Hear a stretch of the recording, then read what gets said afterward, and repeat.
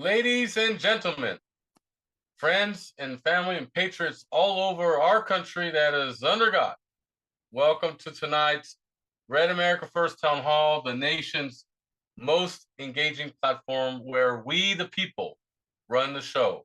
Red for the blood of Christ, America First policies and candidates. I'm your host, Ashley Weiss.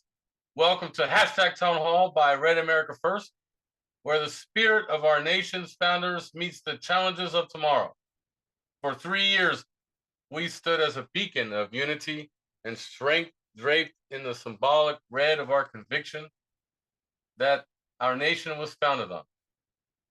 Here, we gather not just to discuss, but to act, empowering our communities through education, engagement, and the relentless pursuit of truth. Town Hall is igniting the conversations that matter, and we're at the forefront of a movement to ensure a free, prosperous, and vibrant future for all Americans. And I'm your co-host, Valerie Weiss. Tonight, we're thrilled to welcome Matt Roeske, the co-founder of CultivateElevate, a company dedicated to empowering healthier, more vibrant lives through superfoods, holistic wellness, and sustainable practices.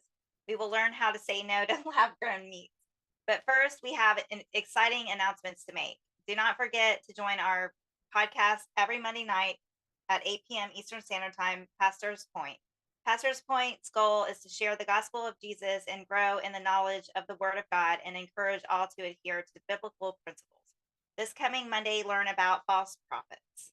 Here on Town Hall, we have several future episodes booked. Next Thursday, we'll have Philip Parrish, a candidate running for governor of Minnesota. May 22nd is Jay Bieber, Executive Director of Policy of the National Motorists Association. And in the end of the month, the last Thursday, May 29th, we have Dave Presto, and he will share his personal child trafficking story. We need some support from viewers and those have the will to help. Our team relies on the support of our viewers and donors, and we appreciate the help. Even $20 could help our national mission. Visit givesendgo.com/RedAmericaFirst/donate. For those joining the live stream, we're looking to grow the panel. Panel members engage directly with guest speakers like Matt Roeske and participate in the famous state-to-state intel round. Sign up, RedAmericaFirst.com, and let us know what state you're in. But first, like every episode, we start with prayer, national anthem, and the Pledge of Allegiance, not necessarily in order, but let's call on Dr. Aaron Gray, Pastor's Point host, to lead us into prayer tonight. So let me see. I hope he's here. Oh, we're not calling on Pastor Aaron Gray. We're going to be calling on Teresa Wiggins. Teresa, you got your camera on?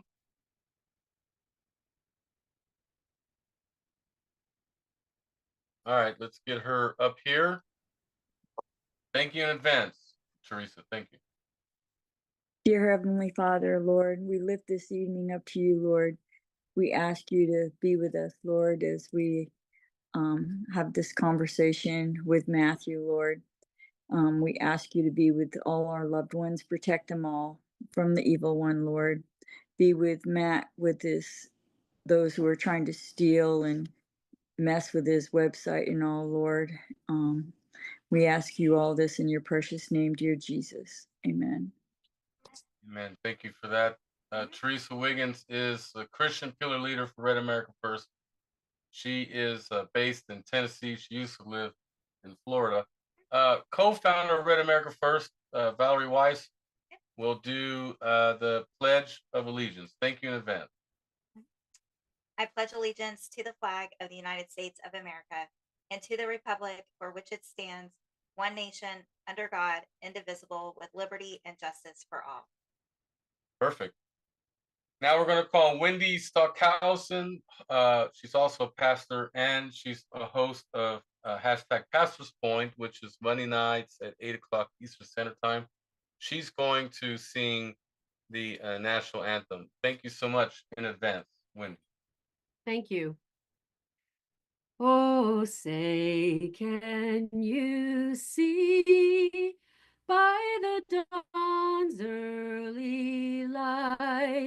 what so proudly we hailed at the twilight's last gleaming, whose broad stripes and bright stars through the perilous fight o'er the ramparts we watched were so gallantly streaming, and the rocket's red glare, the bombs bursting in air, gave proof through the night that our flag was still there. Oh, say does that star-spangled banner yet wave o'er the land of the free and the home of the brave?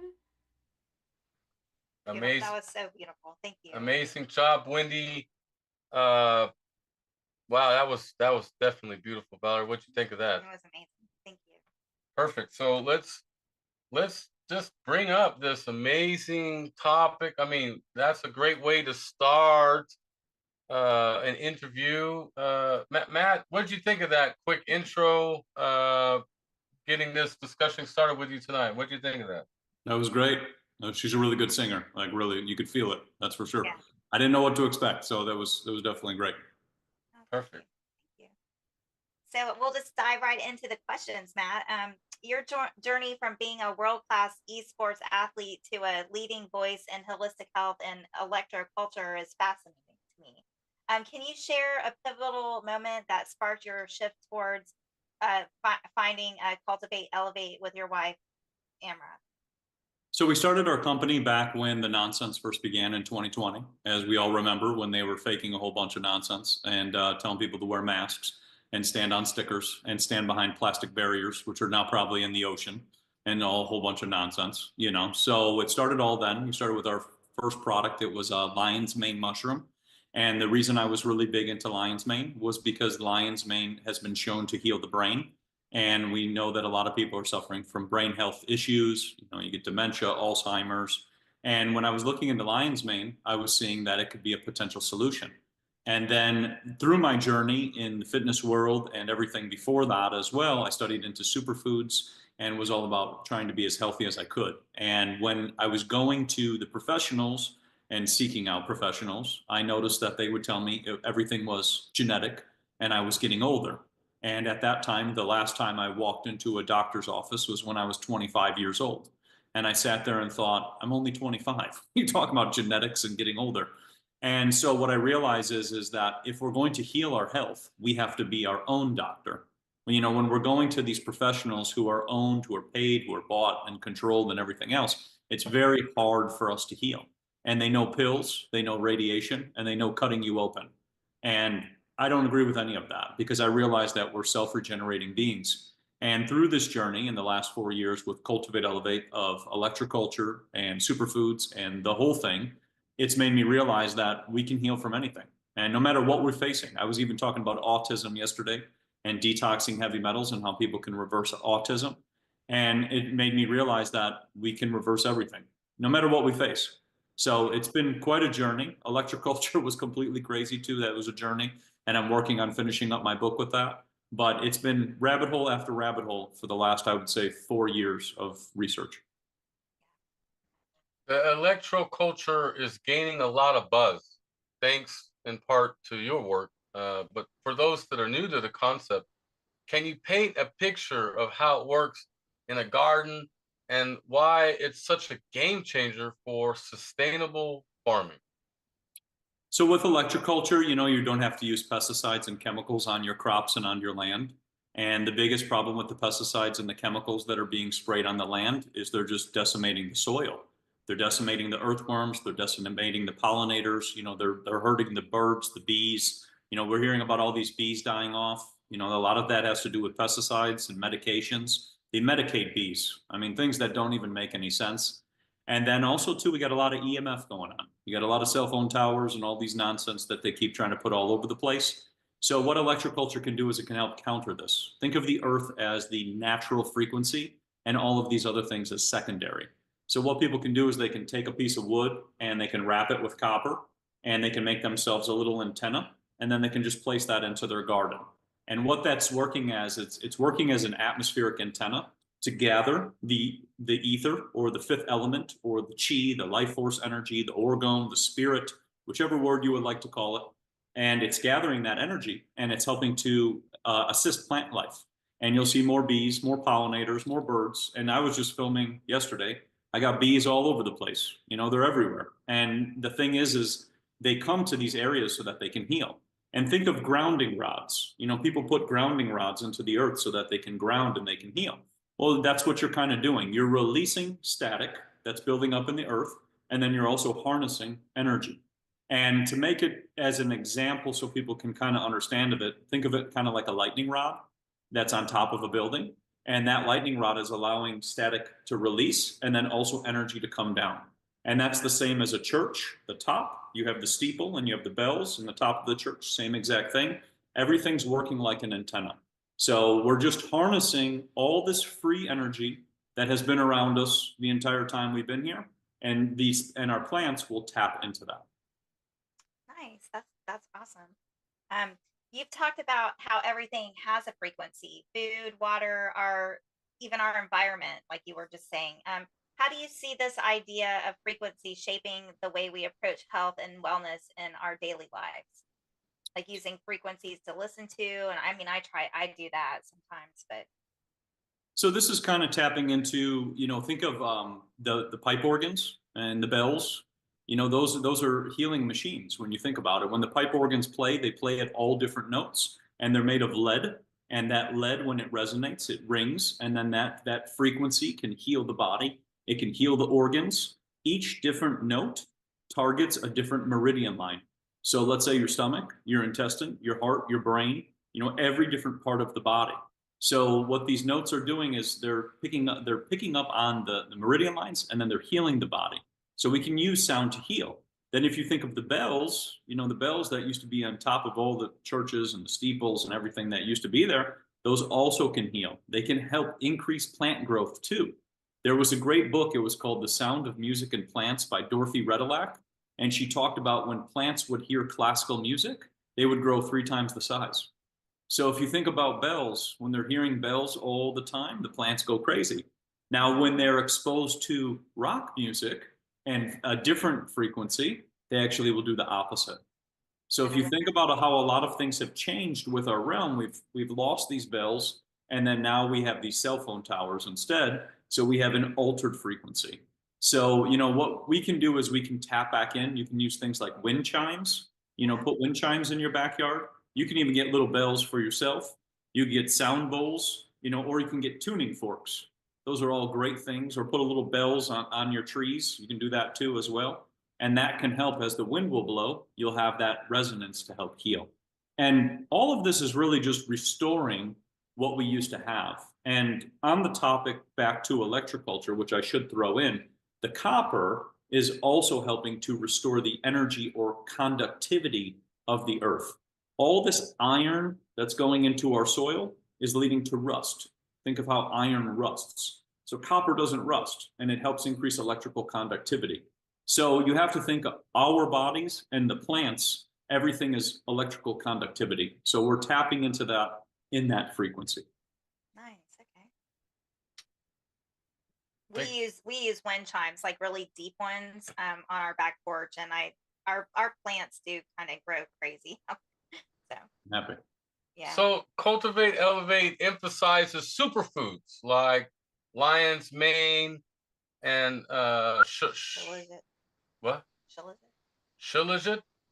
I think. What's one superfood you wish more people knew about, and how can it fit into our busy lifestyle?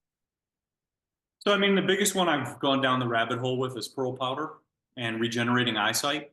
you know, and I've gone, you know, to many different eye doctors, and they would say, oh, you know, your eyes can't reverse. They got to sell you thicker and thicker glasses and whatever else.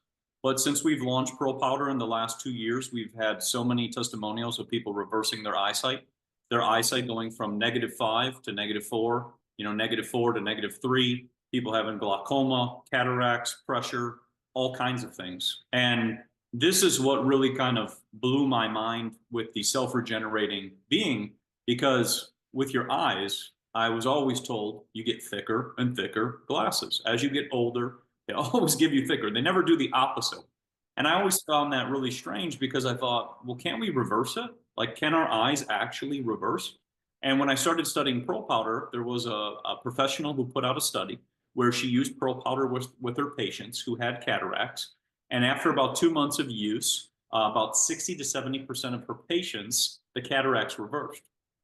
And I sat there and thought, oh, wow, okay, so this is possible then.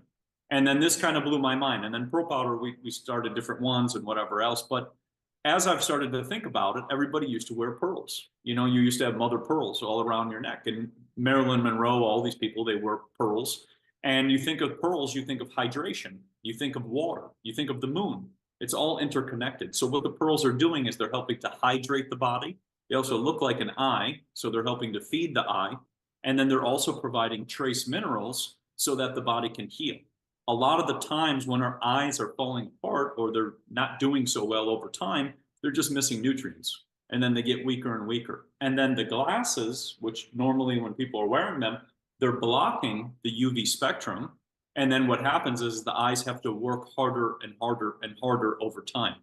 So I tell people to look into doing eye exercises, you know, training your eyes, using them left, right, up, down, everything else.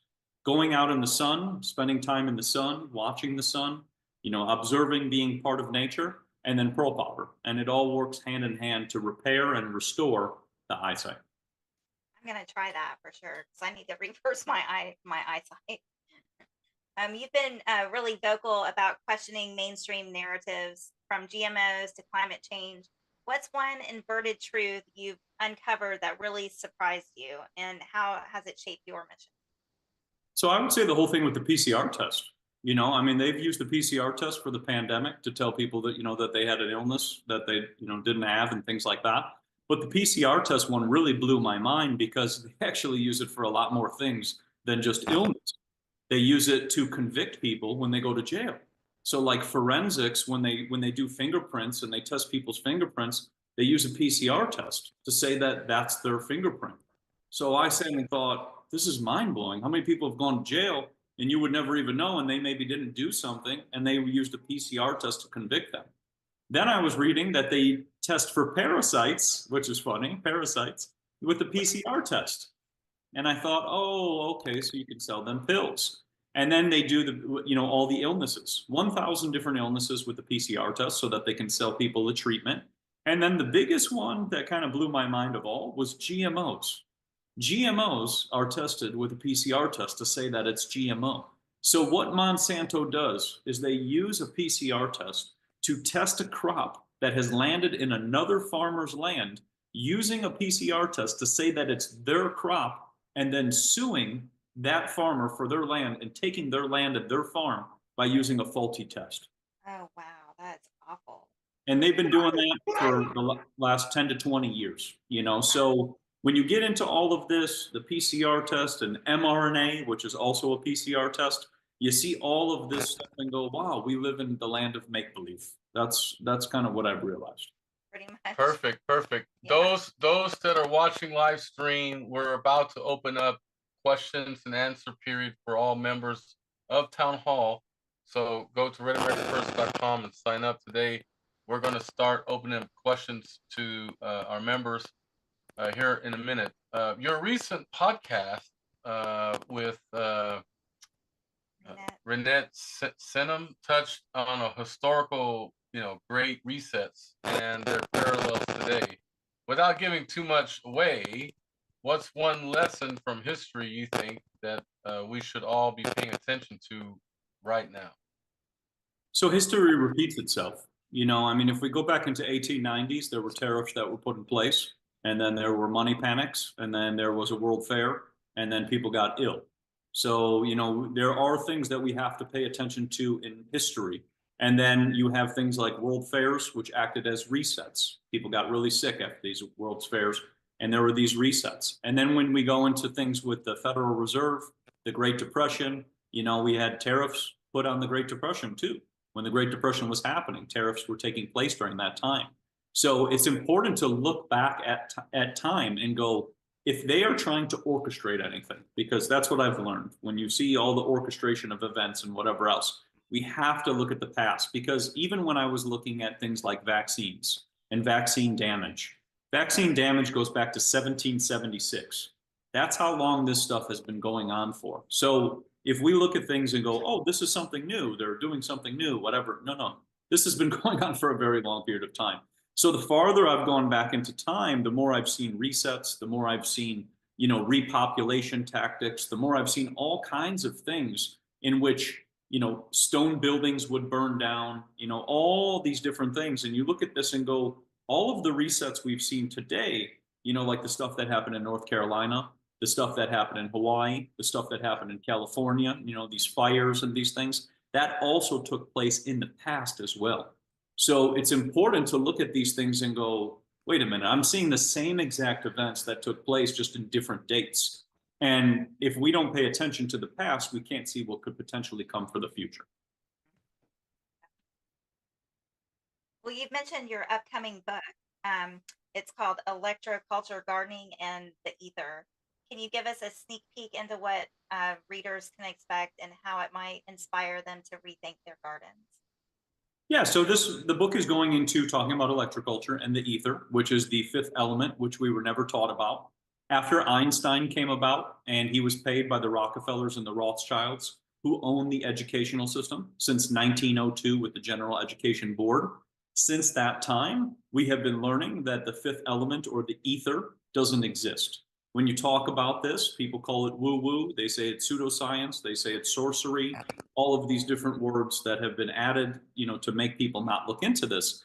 And the thing is when we start to understand that we can tap into the ether, or the fifth element, or free energy, like Nikola Tesla was doing, or Henry T. Murray, or all these different people, Nathan B. Stubblefield, etc., then we can start to understand that we can get ourselves off of this crooked food supply, which is just poisoning people and is working like an experiment the entire time. We can have unlimited water, because I talk about unlimited water in there as well too. And then I also talk about energy, because those three, when you kind of, you know, sever yourself from those three things, then we can actually move away from a system which is just controlling us the entire time. And the more I would go back, I mean, free energy has been around since like 1901. So we've just been paying for it. That's pretty much what it is. And so this book goes into everything about gardening. It goes into different people following the moon cycles, understanding, you know, everything related to just everything around us, observing nature. And the more we pay attention to nature and the more we connect with nature and we watch nature, the better off we'll be for our health and our future. And if we keep going with, you know, Monsanto and vaccines and Bill Gates Frankenfood and all kinds of weird stuff, we're on a really bad path, you know? So I don't want to be on that. So I'm trying to make it different. Yeah, definitely. I hear you on that one. Perfect. Our first question is coming from one of our hosts of another podcast that Red America First does, Pastor's Point. She's in South Carolina. Wendy, go ahead with your question. Thank you in advance. Oh my gosh, I'm sure I'm going to have follow up. All this stuff you've been saying, I've just started learning about, and my husband's just started learning about, and I actually just texted him and said, you need to get on here and listen to this guy, because all right, so you mentioned lion's mane, and my husband already, he gets some Shilajit, and then I know I think you, what did you call it? Pearl powder? Pearl powder, yeah. And this is something that you guys sell. You have a website that you sell this on? Yes, it's on our website. Yes. Okay, and the Shilajit and the lion's mane too, because there's a lot of ads out there for a lot of this different stuff, and I know you have to be careful Yes. about Yes. what you get. So yeah, so I wanted to check on that, and I'm assuming that you do like for lack of a better word, like the gardening, the homesteading kind of. Is it like a homesteading thing, or is it So how much land do you think does one need to actually grow enough food for sustainability, roughly? I mean, at this point, I mean, you can do something in a fourth of an acre if you only Okay. needed, a small, not that much. I mean, that's the thing is the more I've started to realize, like when I was getting into electroculture and seeing people grow, 42-pound watermelons, you sit there and go, okay, the average watermelon's about 25 pounds, so you're getting almost double, almost about a little more than double. So you sit there and go, okay, if I can grow 2 times the size, like I had a friend with a 9.5 pound sweet potato. So you sit there and go, if I could have 2 9-pound sweet potatoes, I got sweet potatoes for days. So, if we start to think of it this way, we can have a lot more in a smaller area. And then because we're amplifying the energy of that, it also helps with chickens. It helps with cows. It helps with horses. It helps with other animals too. And they actually used to do this with, they would do electroculture antennas with chicken coops, and they would lay 2 times the amount of eggs. So, you can utilize this for everything. And that's the part that really blew my mind when you started seeing that people who had sheep, their wool, the wool, everything, the fur, it would grow like, or the hair, I should say, it would grow like 2 times the size.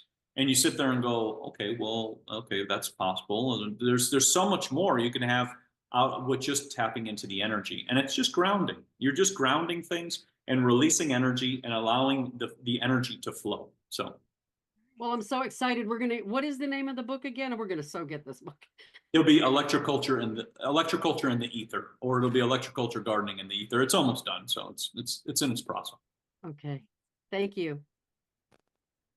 Perfect. The next question's coming in all the way from Nevada, and so we're gonna get Ron, Nevada, up here to chat with you as well. So go ahead, Ron, with your question. Thank you.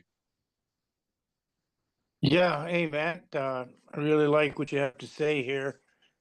And I do an organic garden, and I'd ask you to please repeat that antenna setup again. I want to do that, but I missed it, and I want to ask you to repeat how to do something like that. So what you're going to do is you're going to find a piece of wood that's in your backyard, if you have any trees or anything else that's around there, and you're just going to take a piece of copper. You can get let's say 10 to 14 gauge copper, and you're going to wrap that copper around that tree or that stick, whichever you would like it to be, and you're going to wrap it in coils. And what you're basically making, if you think about an induction coil, you know how it spirals and it goes up. Yeah. So what you're doing is you're making an induction coil around that piece of wood, and then the one part of the copper is going to go into the earth, and then the other part of the copper is just going to go straight up into the sky. So you're just basically making a copper antenna that's wrapped around a piece of wood, and then you're just placing that into your garden. And you can do it if you want height-wise. You can do 12 inches, you could do 36 inches, you could do 72 inches. Okay. I think Ace Hardware has like it's like 6 feet. They got like 6 feet rods. You could get one of those too, and you can wrap that with copper and just place it into your backyard. And then that will cover, because sometimes people ask how much that will cover. That'll cover acres. It usually covers a distance. So you can try with one and see how it goes. And then if you want to add more, or if you want to add stones or basalt, the volcanic ash, you can add that around the antenna's base as well too, because volcanic ash has lots of quartz, and that can be spread all over your soil. It's very beneficial, and that can help amplify the energy. And this is why Hawaii, everything's huge, because all that volcanic ash that's all around Hawaii is making everything grow 2 times the size. All right. Thank you very much for that. No problem. Now we're calling from the state of Florida. This is our editor-in-chief of our newsletter for Red America First. So if we could get Rosemary to go ahead and ask the question, and then we got a question coming in from Hawaii next. Go ahead, Rosemary. Well, actually, I have a few questions. Number one, I don't know if you are familiar with the Mennonites and the Amish way up in New York. They certainly use many natural ways of growing their crops. I mean, I remember getting crops up there that were unbelievable. If you got ahead of lettuce or broccoli, anything, they were as big as barrels, and they really grew so many things naturally. And I know I don't have a big garden, but I do have a garden that I do with potting. I'm potting a lot of things, tomatoes and all kinds of vegetables, and and you know, and I try to do organic as well. I don't use any chemicals or any fertilizers. I well, actually, I'll use like banana peels and things like that to bring potassium and so forth. There are many things that can be used naturally to get rid of insects. I'll use diatomaceous earth and things like that. And I was wondering, though, with the growth of vegetables, do you have any specific things that you would add other than this rod in order to make them grow, so that they, do produce? And what can you do, because I know in Florida we have a lot of heat, and we do try to, you know, grow at the right times because the heat can certainly bake everything. So what would you recommend for that, with regard to that? And then I have another question later, but for this, I would. Yes, one at a time, Rosemary. Thank you. Mhm. So with the first one, like you were saying, I would say to do a glass greenhouse if you can. And the reason I say glass is because it still allows some of the UV spectrum to come through the glass. And if you want to take it to the next level, you can look at putting blue glass, like cobalt glass on that greenhouse. And this was a patent from 1865. There was a general from the Civil War, General Patterson. I think it's Patterson. He did a patent in 1865 where he put blue glass in his greenhouse, and he grew the largest grapes. He grew like 3,000 pounds of grapes in his greenhouse, and the most grapes that anybody's ever grown. And he noticed that the color blue, and this is actually what you used to see in the South. You would see certain buildings, they had little blue glass windows and in their house, and that was actually very healing to sit in front of as a person. But it's also very healing and elevating for the plant growth. So if you put a little blue glass, you get a little quartz blue glass, and you put that in the greenhouse, that can help. And then that can maybe help as a protection or barrier for your plants so they don't get cooked. And I know because Florida is like Arizona. One day it's hot, one day it's cold, and everything fluctuates so fast. So that can work as a barrier. And then what you were asking about what you can add that can amplify, you can do things like manure. Manure is obviously very beneficial from the cow. They got 4 stomachs, so it can be very beneficial. Or you can look into the basalt that I was talking about as well, which is volcanic ash. It's phenomenal. The combination of the electroculture with the basalt is a great combo. And basalt just has all these trace minerals and quartz. And what happens is as compression takes place, let's say it rains and the soil compresses, there's a piezoelectric effect, which is like electricity, that helps to amplify that soil. So this was one of the things that a lot of, when you get into the older cultures, they were using a lot of basalt. They would heat things and they would turn it to kind of like ashes, to kind of think about it like that, and they would spread it all over the land. Perfect. We got a question now from our corruption pillar leader all the way from Hawaii. Go ahead, Megasa, with your question. Thank you. Yeah, I found it interesting that you referenced world events and looking into the past, because we're coming up with, of course, we had the vaccines now, we had got the World Cup coming here to the United States and the 250-year celebration. So we probably should keep our eyes out for things. In your book, and you mentioned Pro Powder for your eyes. Do you make reference to any other specific illnesses or things that should be taken? For example, like shingles. So shingles is similar to the chicken pox and similar to herpes. So that's a lack of collagen is what that is. So if you think about anytime you have a wound, you have pretty much a lack of collagen, and then the skin begins to rip apart. So as people get older, this is why they usually come down with this shingles situation, is because they're lacking collagen. So let's say they're not eating enough raw cream or raw fat, or you can go into bone broth, you know, things like that. They're not bringing that enough into the body, and then the skin will actually rip apart. So that's why usually about 40s, 50s, 60s, that starts to happen with the whole shingles. Then they tell people to get a vaccine, which is loaded with heavy metals and causes a whole bunch of health issues.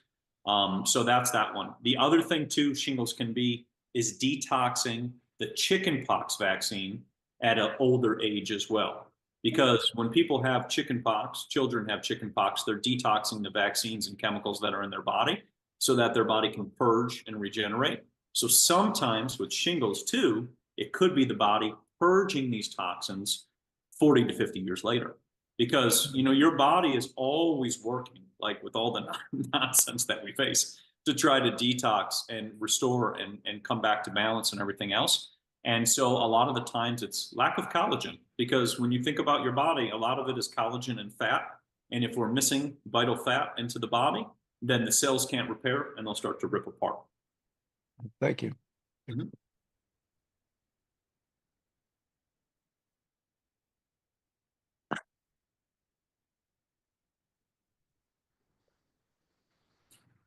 So now we're going to call on our Christian pillar leader, Teresa Wiggins. Thank you so much for your question. Thank you so much. And Megay, good question. Thank you.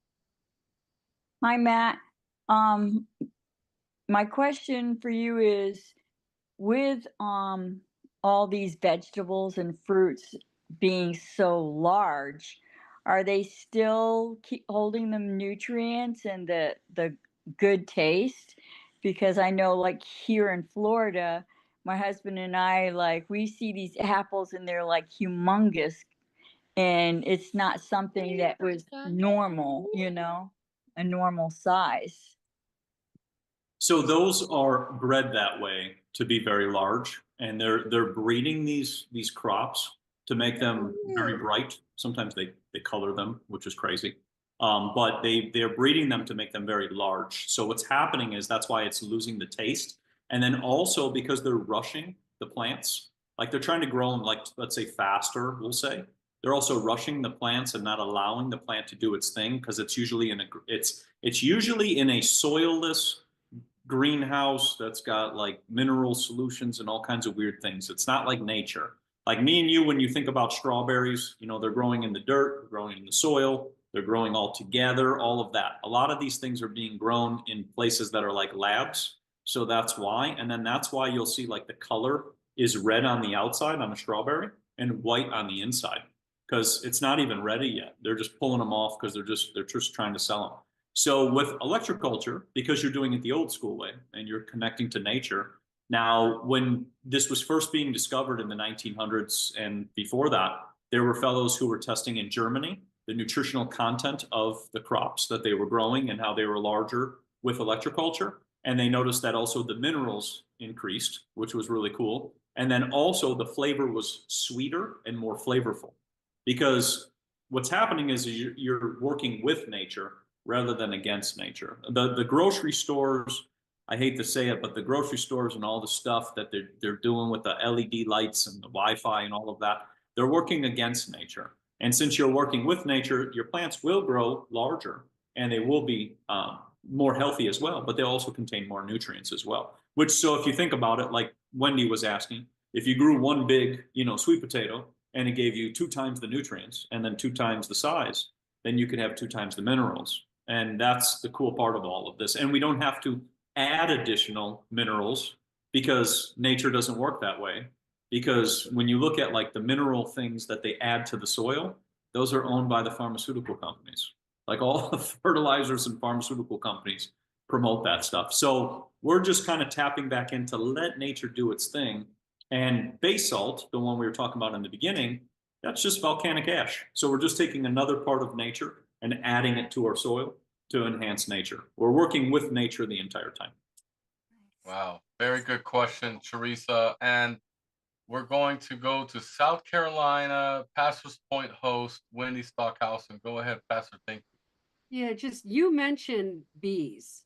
And of course, and my husband and I have been talking about having bees because I've heard some stuff about how a lot of the bees, when they sell them, that they're actually like putting the vaccine in them and stuff like this mRNA, even in the vegetables. And now they're saying they're doing it with the bees and all these others. So I don't know.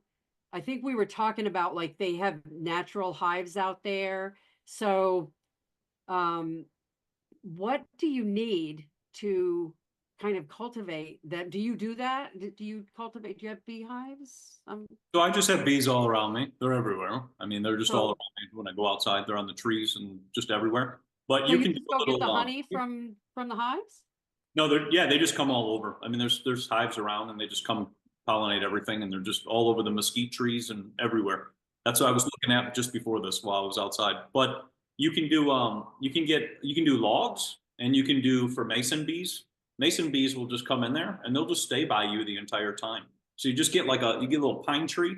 You just pop a couple holes in that pine tree, and the mason bees will use it like a nest, and they'll just stay in there. So you'll have the bees there, and then they're kind of protected, from the nonsense that's going on outside. They got a little house.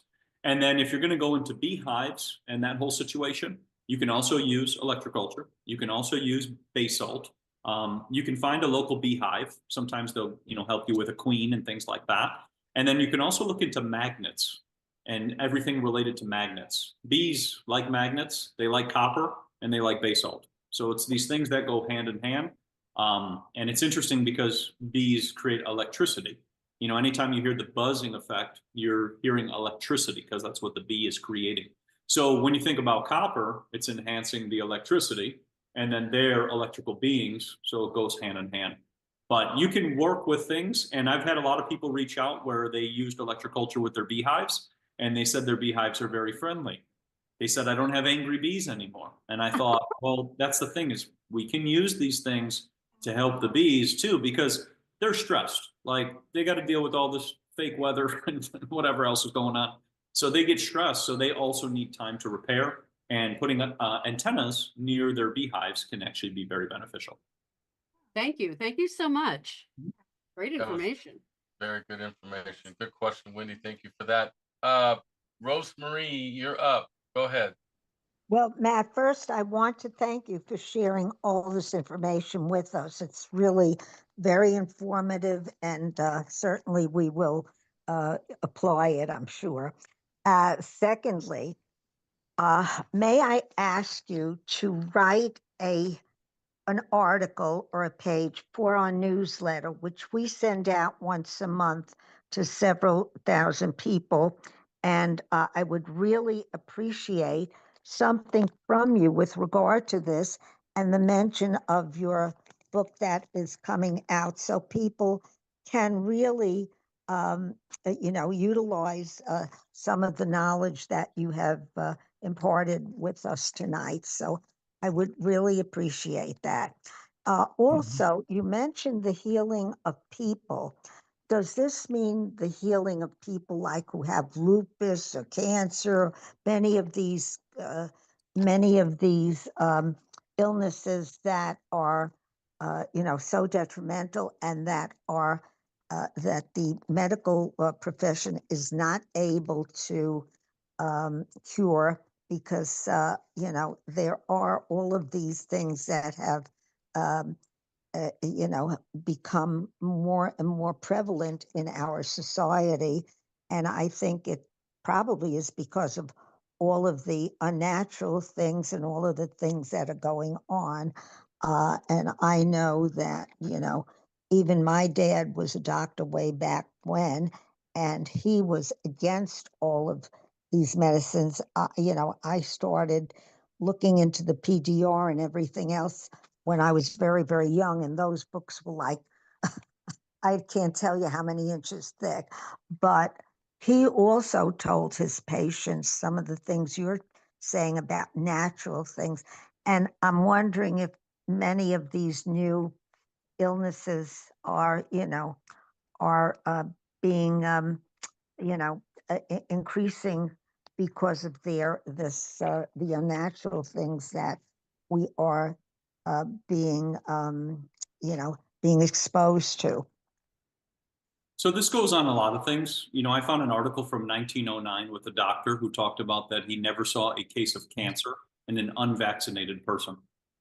So, you know, when you see what they're trying to do with all of this nonsense with the mRNA thing and the COVID thing and whatever else, you know, that's a ploy. That's so that more people can have illnesses like diabetes, cancers, lupus, autoimmune, MS, you know, things like that. So that's definitely number one. The cool thing is that all of these things are reversible. You know, when you get into the whole thing with cancer, there's a great book. It's called The World Without Cancer, the story of B17, and it goes into apricot seeds and how people are eating apricot seeds to heal themselves from this illness. So that's a really big one. And you have to think about how the apricot no longer has the bitter. You don't have the bitter seeds anymore. You got the sweet things now. Everything's sweet. You got sweet almonds, sweet this, sweet that. You don't have bitter anymore. And when you go back into the natural ways of healing, bitter was the way to heal. Apple seeds still have the bitter, plum seeds still have the bitter, and cherry seeds still have the bitter. So that has that B17, which is very beneficial. And this is why they're trying to get rid of the seeds, because the seeds are part of the healing process. But the book, The World Without Cancer, story of B17, great one. And then, like you were asking with healing techniques, yes, there was a fellow named Slim Sperling. And what he was doing was he was taking copper and he was wrapping it in coils and making it into rings. And when people had, for example, like you were saying with the cancer, they would put these rings over their body, like they're called tensor rings. And it almost kind of looks like a halo. That's the easiest way to think about it. But they would put that around that area, and they noticed that the tumors or the growths would begin to reverse. And he has a video on that, but unfortunately it was just taken off of YouTube because that's always what happens after I put it up there and whatever. But you can look into— Get a strike. Huh? You'll get a strike. Yeah, it's nuts. But Slim Sperling and the tensor rings are a really cool thing to look into. And yes, we can use all of these things to heal and all of this technology to heal, because all we're doing is we're just using what they used in the past. You know, these grounding rods and these antennas and these things. You know, this is, like I said, this is what all used to be everywhere. And then it was taken away and removed. And then now they're trying to sell people pills and poisons, which are linked to a whole bunch of issues. And then, you know, have put patients for life. That's pretty much all it is. I mean, and that's where you have to look at this and go, you know, they're not trying to help the people. If they're trying to help the people, we would have solutions. But when I read the book, The Secrets of the Federal Reserve, and the book Murder by Injection by Eustace Mullins, it absolutely blew my mind, because it made me realize that this entire monopoly, like you were saying, you know, with your family members as well, this entire monopoly is all under John D. Rockefeller and the Rothschilds. So all these divisions, you know, that people go to, they're like, I go to this care practitioner, I go to this, they're all under the same thing. So they all teach and preach the same thing, which is poison, in order to have customers coming back. And I realized that we don't have to make us sick, so we come back and get more medications, so we'll get sicker. You got it. You got it. That's pretty much what it comes down to. And with electroculture, when I first started talking about it, Google and other people were going out of their way to try to debunk it. And I thought, man, this must really be striking a nerve, you know, on their food supply or something, because it's countering what people have been doing for a long period of time. And then it's getting rid of the chemicals.